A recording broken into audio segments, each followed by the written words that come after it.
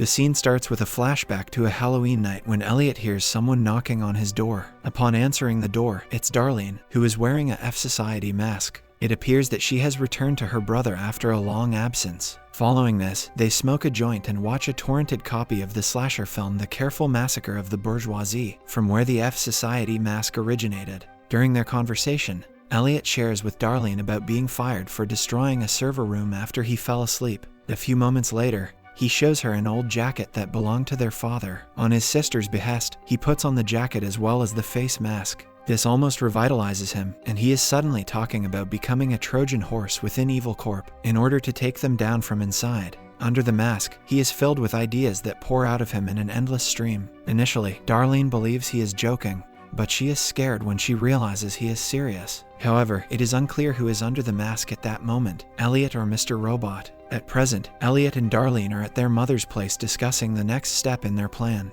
The brother and sister are at odds as Elliot no longer wants to be involved in changing the world. When Darlene informs him that she has something big planned for the bailout vote in DC, Elliot balks, claiming that it wasn't him, rather it was Mr. Robot. Upon hearing this, Darlene states that she needs Mr. Robot because Elliot is not helping her. Elliot suspects his sister is not being truthful with him and is concealing some of her intentions. On the other hand, Di-Piro has FBI agents crawling all over the F Society hideout at the Boardwalk Arcade, where they find a bullet casing. Meanwhile, Joanna is giving the money to one of her workers named Kareem. In the aftermath of her husband's disappearance, it appears that she is working on her anonymous plan. However, she is running out of money, making it difficult for her to retain her workers. Elliot is at Ray's office, where they play chess both metaphorically and literally. Neither of them is stupid, regardless of what they are dealing with. Ray still advises Elliot to talk to him, ensuring that whatever they discuss remains within the confines of the room. A few moments later, Mr. Robot shows up and he appears concerned that Elliot might confess everything he did. Later, a chess game is set up between the father and son, with the condition that whoever loses fade away forever. The next day, Elliot goes to Krista, who has got his best interests in mind, sticking by him after so much. She now wishes to talk to his father, but he is afraid that doing so will legitimize his power, giving him more control. Krista claims that annihilation is the only solution, but Elliot does not seem to agree on this. Elsewhere, Philip and the leader of the Dark Army, White Rose, talk on the phone about their plan. Philip claims that everything takes time, but White Rose is not a fan of being patient. Moreover, White Rose has lots of contacts, so he is aware of Di-Piro's investigation into the 5/9 hack and the FBI's discovery of the F Society's hideout. On the other hand, Joanna goes to Scott in order to get money from her husband's severance. Scott is seen drinking himself to insanity, seeking vengeance for his wife's murder. Following this, she proposes a deal: give her the money from Tyrell's severance, and she will testify that Tyrell did not return home the night Sharon died. The same night, Darlene is walking down the street when she notices that she is being followed. Shortly after, she is approached by someone wearing a F Society mask, who asks for her phone and gives her directions, telling her to arrive there. Following this, Darlene goes in the direction specified and waits for the man in a bar. A few moments later, she learns that it is Cisco who appears to be checking in with her about Romero, the FBI investigation, and whether she is okay. Their conversation soon turns erotic, and as a result, they make out in the bathroom. After this, Cisco informs her that the FBI is involved, which makes the Dark Army nervous. When Darlene hears of this, she appears concerned and wonders how it happened. In the next scene, we see Elliot, who is imagining a normal future with the people he knows. He envisions Darlene and Cisco marrying, spending time with old friends, and eating with everyone at a large table in the middle of the street. In the background, a large building is being demolished, and everyone, including Elliot, claps happily. The following day, Elliot is in the woods playing chess with Mr. Robot for winning the previous challenge. But every time the game comes to a stalemate,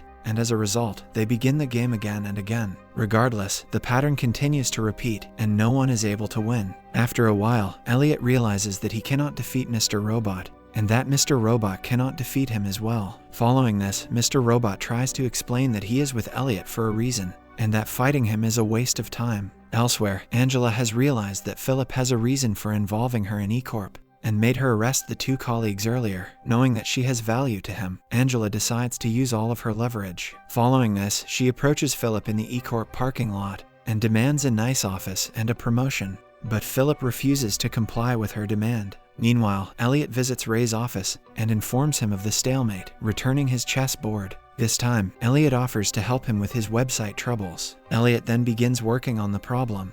But something about Ray does not quite sit right because he seems to be hiding something from Elliot. While working on the problem, Elliot communicates with Darlene privately, which leads him to learn about the FBI's investigation and Romero's murder. Finally, Elliot is back in front of the computer, this time deciding to hack the FBI in order to save his sister. Following this, Elliot starts working on the codes, realizing that he has always lived for all this. He also recalls hacking into his town's municipal government when he was 11 years old. As he works on the codes, he suddenly realizes that he is not alone in the room. Actually, he is with one of Ray's men named Lone Star. Elliot then devises a strategy to send Lone away so that he can earn more time for hacking the FBI. As a result, he pretends that he needs to speak with the old system administrator. On the other hand, Angela returns home from work only to discover her old friend, Darlene, checking her laptop. Angela inquires as to what she is doing at her apartment, to which Darlene responds that the FBI may discover that Angela was the one who illegally inserted a CD into a drive at Allsafe. Darlene wants her old friend to help her in disappearing the evidence, more penetration on the FBI hack on the Evil Corp side,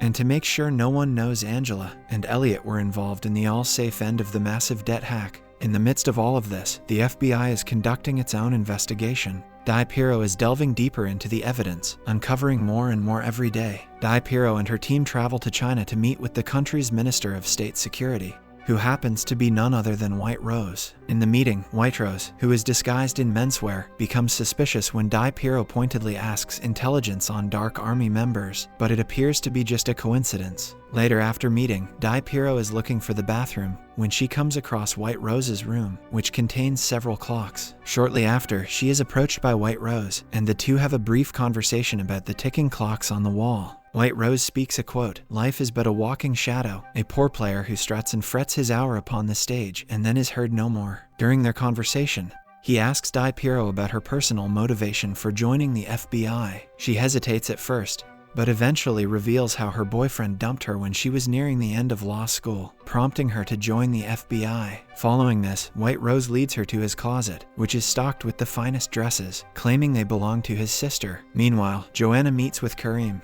who is constantly paranoid because he believes the police are tapping his phone, watching his location, and so on. Hearing this, Joanna appears tired of all this, but she plays it off with a straight face and assurances. Later in the evening, Brazen, as per Joanna's order, executes Karim, putting an end to his paranoia. At a bar, Angela meets with Ali after a long time apart. During the conversation, he hands her his resume and asks if there are any open positions at E-Corp. He acts semi-normal until she figures out that he is actually recording their conversation. It is revealed that he is attempting to persuade her to confess what happened during the Allsafe hack. After learning all of this, Angela demands the truth, to which he responds that he is not working with the FBI, but that he has spoken with them and given them some information. Angela is so disappointed that she throws his phone on his beer and storms out. In the next scene, Darlene asks Elliot to speak with Angela and convince her to help them. However, Elliot does not want to drag Angela into all of this mess. Later that evening, Angela pays Elliot a visit